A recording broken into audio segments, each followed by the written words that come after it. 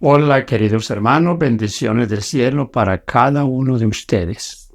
Agradecemos al Señor por permitirnos compartirles el mensaje de la palabra de Dios. Así que bienvenidos.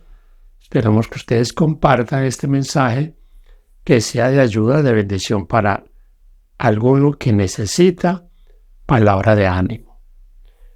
Vamos a estudiar acerca de lo que Pablo nos ha dicho en la carta a los Efesios. Ha sido un mensaje extraordinario.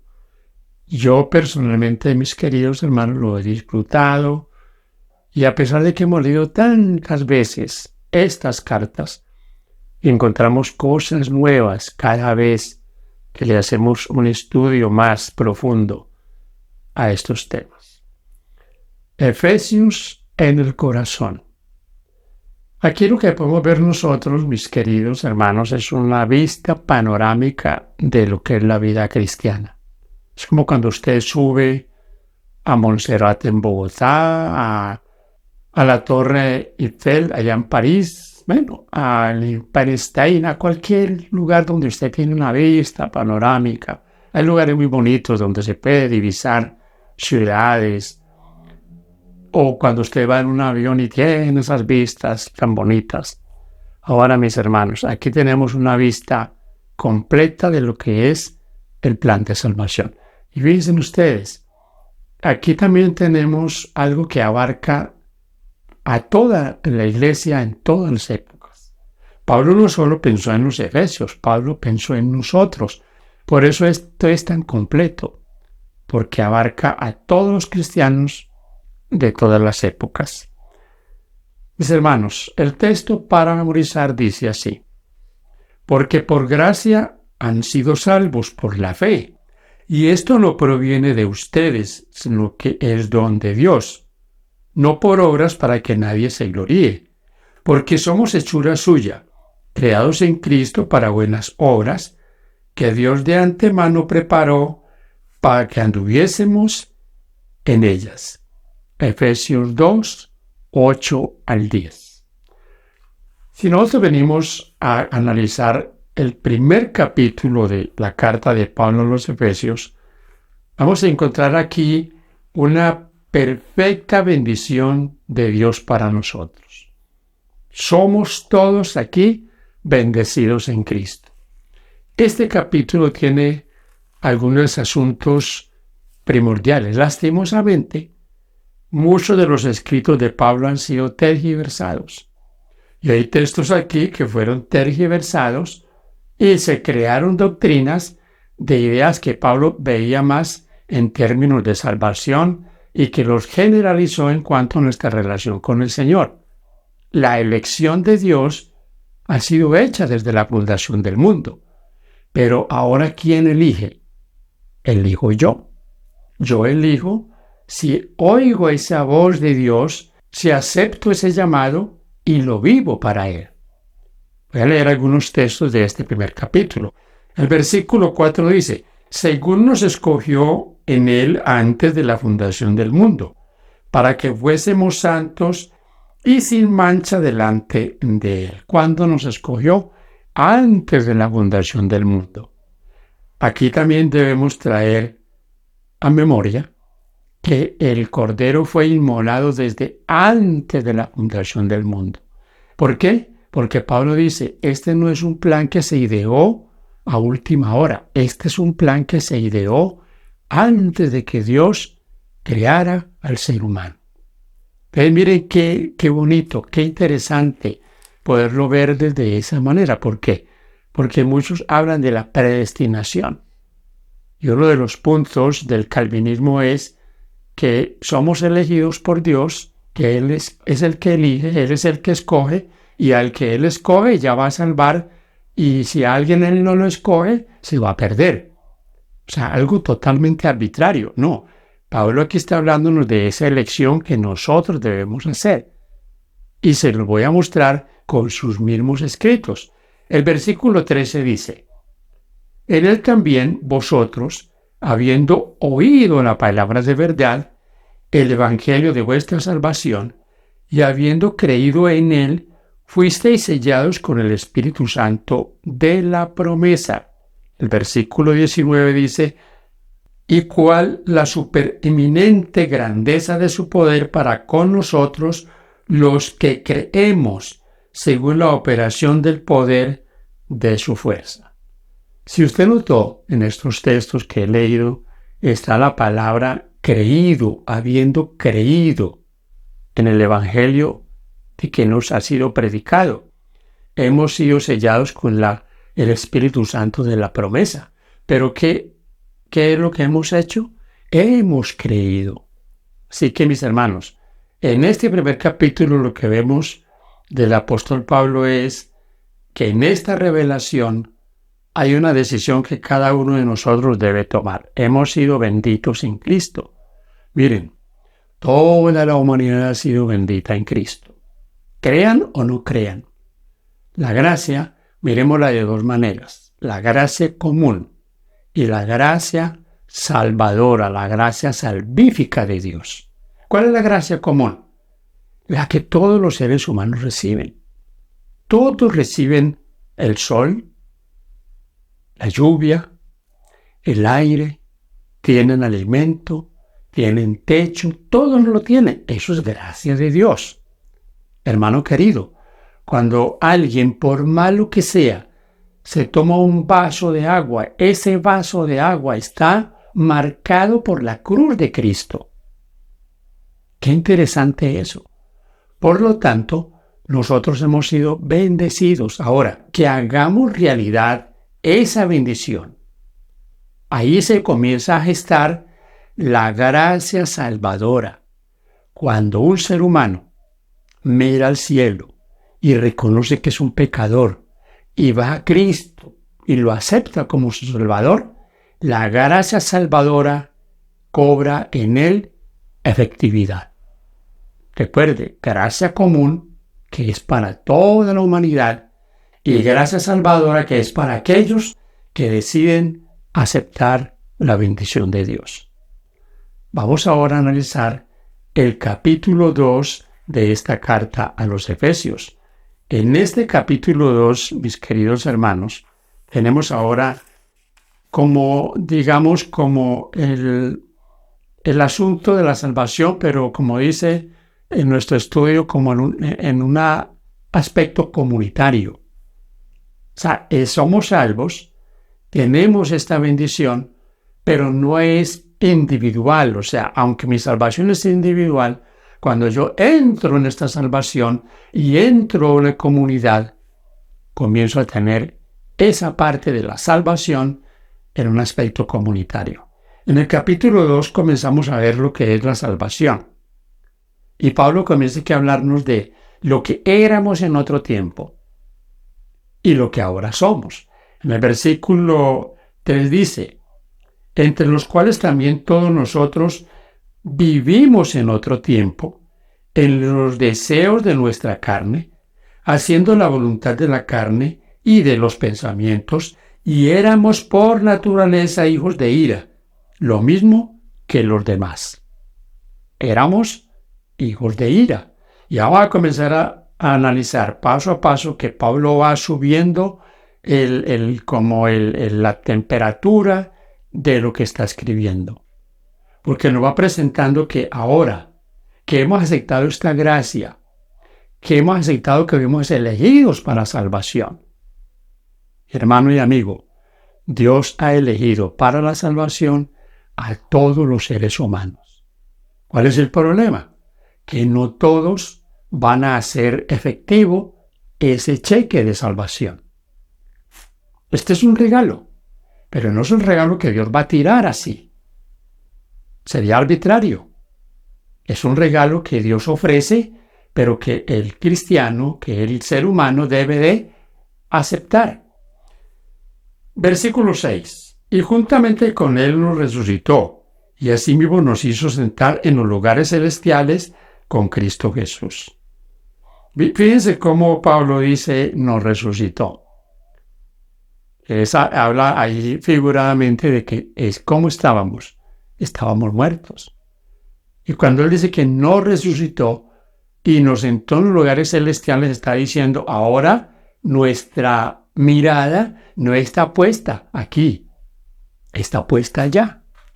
Usted visualiza el cielo, está en los lugares celestiales. Usted sueña un día con estar en la presencia de Dios y con estar disfrutando de la eternidad con todos los redimidos. Si usted no está soñando eso, hermano, suéñelo. Y ese sueño no es un sueño inalcanzable, es un sueño que está al alcance de nuestra mano. Él lo ha hecho todo, la parte de nosotros es ir a Él. ¿Recuerdan los textos que leímos como texto para memorizar? Somos salvos por la fe. Somos salvos por gracia. Pero muchos cristianos se quedan en esos dos pasajes, en el versículo 8 y el 9, y omiten el 10. El 10 dice que somos salvos por gracia, no por obras. Pero en el 10 dice que hay unas obras que Dios ha preparado para que nosotros andemos en ellas. O sea que lo que está diciendo ahí no es que estamos de manos caídas, paralizados, no. Estamos, mis hermanos, en una actividad constante. Voy a leerles ahora el versículo 14 y 15. Dice, porque Él es nuestra paz, que de ambos pueblos hizo uno, derribando la pared intermedia de separación, aboliendo en su carne las enemistades, la ley de los mandamientos expresados en ordenanzas, para crear en sí mismo de los dos un solo y nuevo hombre, haciendo la paz.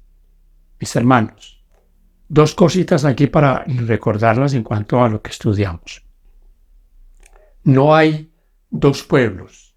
No tiene Dios a una iglesia con la que está trabajando ahora, que es la creencia evangélica pentecostal, y que cuando esta iglesia, con el engaño del rapto, sea llevada al cielo, los que quedan aquí van a quedar ya como en manos de los judíos, porque Dios va a comenzar a trabajar con los judíos. Eso no es así. Dios hoy tiene un solo pueblo. Está compuesto por judíos que aceptan a Cristo como su Salvador y por todos los gentiles en todo el mundo que aceptan a Cristo como Salvador. Dios lidia con un solo pueblo y Dios viene por un solo pueblo.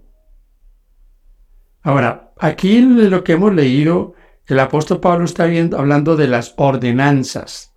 Algunos toman este texto para decir que la ley de los mandamientos, de los 10 mandamientos, está abolida. Pablo está hablando aquí de las ordenanzas que habían hecho tal separación entre judíos y gentiles. Ordenanzas, como dice acá, que fueron expresadas para, al quitarlas, entonces Dios crea un mismo pueblo. Por eso ya tú no te circuncidas, tú no tienes que matar corderos por tus pecados, tú no vas a celebrar una fiesta a Jerusalén. ¿Te imaginas que tuviéramos que ir a Jerusalén a las fiestas judías? ¿Quién podría ir? Nosotros vivimos en Colombia, escasamente andamos aquí en Colombia. Así que Pablo está hablando aquí de las ordenanzas y de muchas de ellas que los judíos le colocaron toda clase de adornos, mandamientos de hombres, como le dijo el Señor Jesús. Terminamos este capítulo con dos textos, el 19 y el 20. Así que ya no sois extranjeros ni advenedizos, sino conciudadanos de los santos y miembros de la familia de Dios, edificados sobre el fundamento de los apóstoles y profetas, siendo la principal piedra del ángulo Jesucristo mismo. Ya no somos, ¿qué? Extranjeros. No estamos como sin patria, no tenemos una patria. Pablo dice en una de sus cartas, nuestra ciudadanía ya no está aquí, está en los cielos. Y luego dice el texto 20 que estamos edificando y hemos sido edificados en un fundamento, el fundamento de los profetas y los apóstoles, pero siendo la principal piedra Jesucristo. Capítulo 3. En el capítulo 3, Pablo dice algo bien interesante. Somos la iglesia. Somos la iglesia de Dios. Versículo 5. Misterio que en otras generaciones no se dio a conocer a los hijos de los hombres, como ahora es revelado a sus santos apóstoles y profetas por el Espíritu. ¿Cuál es ese misterio? El misterio que había estado escondido es que todo el mundo tiene acceso. Mis hermanos, Israel no cumplió con el cometido que Dios le había trazado, de ser ejemplo para el mundo. Ahora hay una iglesia que es la que debe ser luz para el mundo. Versículo 10. Para que la multiforme sabiduría de Dios sea ahora dada a conocer por medio de la iglesia a los principados y potestades en los lugares celestiales. ¿Quién es el encargado de dar a conocer este misterio? La iglesia del Señor. La iglesia que dice Pablo en 1 Timoteo que es columna y baluarte de la verdad. En este capítulo 3 luego usted ve que Pablo habla de como una oración. Y usted mira ahí del versículo 14 de este capítulo 3 encuentra amor que excede a todo conocimiento. Y Pablo va haciendo ese bosquejo hermoso de ese amor de Dios para con nosotros. Y en el versículo 21 nos dice: a Él sea gloria en la iglesia en Cristo Jesús por todas las edades, por los siglos de los siglos. Amén. Ahí está. ¿A quién damos la gloria? Esta iglesia que es salva por gracia, esta iglesia que por medio de la fe obra para con el Señor, finalmente ¿a quién le da la gloria? A Dios, porque Él es el único que merece toda la gloria. Estamos haciendo un resumen un poquito así como para tener algunas ideas y espero que sean de ayuda. Vamos ahora para el capítulo 4. En este capítulo 4 ahorita hablamos de la unidad. Fíjense cómo vamos subiendo. Se va colocando más alto ese cometido para esta iglesia. Esta iglesia debe estar como unida. Unidad de la fe. Aquí el apóstol Pablo comienza a enfocar esa unidad. Fíjense en un detalle. Pablo comienza el capítulo 4 diciéndonos lo siguiente: yo pues preso en el Señor, os ruego que andéis como es digno de la vocación con que fuisteis llamados, con toda humildad y mansedumbre, soportándoos con paciencia unos a otros en el amor, solícitos en guardar la unidad del Espíritu y el vínculo de la paz. Comienza hablando de unidad, de que guardemos ese vínculo. Y mire cómo termina este capítulo, versículo 32. Antes sed benignos unos con otros, misericordiosos, perdonándoos unos a otros, como Dios también os perdonó a vosotros en Cristo. ¿Se fijan? Unidad. Pero esa unidad no es una unidad, digamos, de palabra. Porque a veces hablamos de la unidad, pero como un dicho, unidad. No, una unidad real, donde nosotros estamos cuidándonos los unos a los otros, donde nos preocupa lo que le pasa al hermanito, lo que pasa con el otro hermano, nos duele. Es imposible para quien está unido en esta iglesia que se prepara, que camina este peregrinaje, preparándose para el cielo, que no nos importe lo que le pasa a aquel que está formando parte de este ejército. Nos duele cuando nos llegan noticias de calamidades, accidentes que cobran vidas de hermanos, cosas que pasan en este mundo de tanta tragedia. Nos duele. Nos duele cuando un pastor ya jubilado, ya nos deja también. Cuando líderes van muriendo, eso nos duele. ¿Por qué? Porque estamos unidos. Entonces, aquí comienza el apóstol Pablo a hacer ese énfasis. Y miren cómo este énfasis lo hace ya más real. Dice el versículo 4, un cuerpo y un espíritu, como fuisteis también llamados a una misma esperanza de vuestra vocación. Un Señor, una fe, un bautismo, un Dios y Padre de todos, el cual es sobre todos y por todos y en todos. Miren, ahí está la unidad. Ahí habla mucho de la palabra una vocación, un Señor, una fe, un bautismo, un cuerpo, un espíritu. Y todos en ese ámbito, entonces, mis hermanos, cada día estamos creciendo. Luego Pablo, en este capítulo, nos hace una exhortación.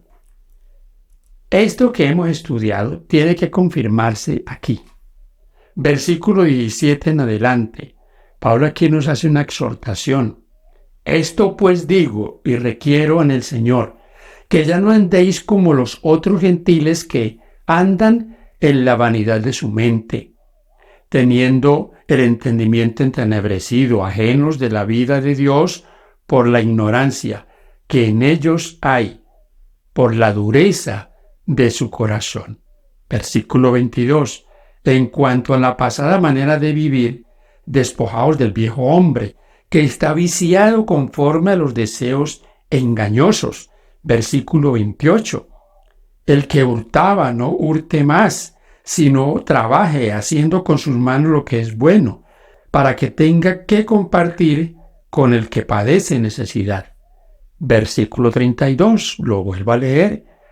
Antes sed benignos unos con otros, misericordiosos, perdonándoos unos a otros, como Dios también os perdonó a vosotros. ¿Cómo entonces nosotros andamos en esta nueva vida en Cristo?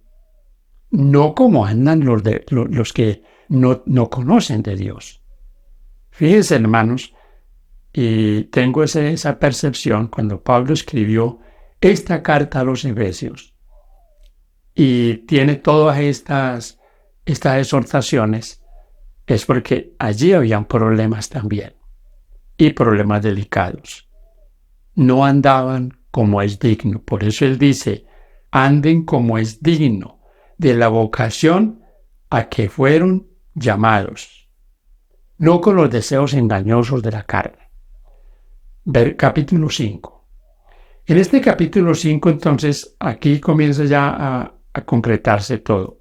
Si somos receptor de toda esta bendición, si hemos sido llamados, si estamos unidos en un cuerpo, si tenemos esta unidad en la fe, ahora como receptores de estas verdades, de esta bendición, ¿qué debemos hacer? Transmitirlas a otro. Somos receptores. Y si hemos sido receptores y tenemos esa bendición, tenemos esa gracia, pues como dice la Escritura, de gracia recibisteis, dad de gracia. El versículo 3 del capítulo 5 dice, pero fornicación y toda inmundicia o avaricia, ni aun se nombre entre vosotros como conviene a santos. Versículos 6 y 7. Nadie os engañe con palabras vanas, porque por estas cosas viene la ira de Dios sobre los hijos de desobediencia. No seáis pues partícipes con ellos, porque en otro tiempo erais tinieblas, mas ahora sois luz. En el Señor andad como hijos de luz. Ahí vamos mirando cómo va subiendo la petición del apóstol Pablo. Y dice el versículo 11, no participes en las obras infructuosas de las tinieblas, sino más bien reprendedlas, porque vergonzoso es aún hablar de lo que ellos hacen en secreto. ¿Cómo nosotros reprendemos las tinieblas? Debemos pasar de simplemente hablar a vivir. Se reprende las tinieblas con lo que vivimos, con la vida que llevamos, con esa identidad diaria nuestra, porque no podemos decir una cosa y hacer otra cosa.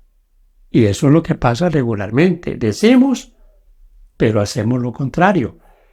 Aquí viene otra exhortación, versículo 14, por lo cual dice: despiértate tú que duermes y levántate de los muertos y te alumbrará Cristo. Parece que el mensaje aquí es fuerte. Levántate tú que duermes. Fíjense, mis hermanos, la iglesia siempre ha tenido estos problemas. No estamos despiertos. Debemos levantarnos. Es la exhortación que nos da el apóstol Pablo. Termina este capítulo entonces con una parte extraordinaria.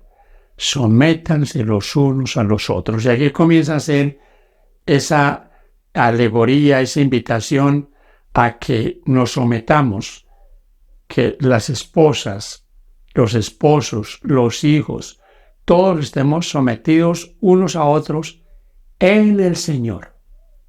Fíjese que esto no se presta para ningún asunto machista o ningún asunto feminista. No, se presta para que estemos unidos y nos sometamos los unos a los otros en el Señor. ¿Cómo trata el esposo a la esposa? Como en el Señor. ¿Cómo trata la esposa a su esposo? Igual.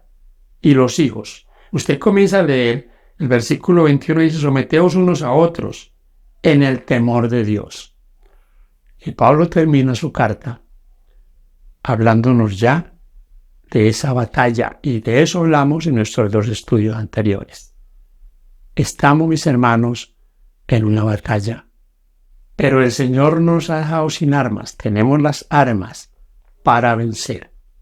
Que haya sido de bendición este estudio, este repaso de la carta a los Efesios, que hayamos disfrutado, aprendido, que hayamos crecido en nuestra vida cristiana. Y damos gracias al Señor por permitirnos poder cada día relacionarnos a nivel de todo el mundo en un estudio unificado. Que Dios te bendiga y gracias por compartir el mensaje de esta bendita palabra.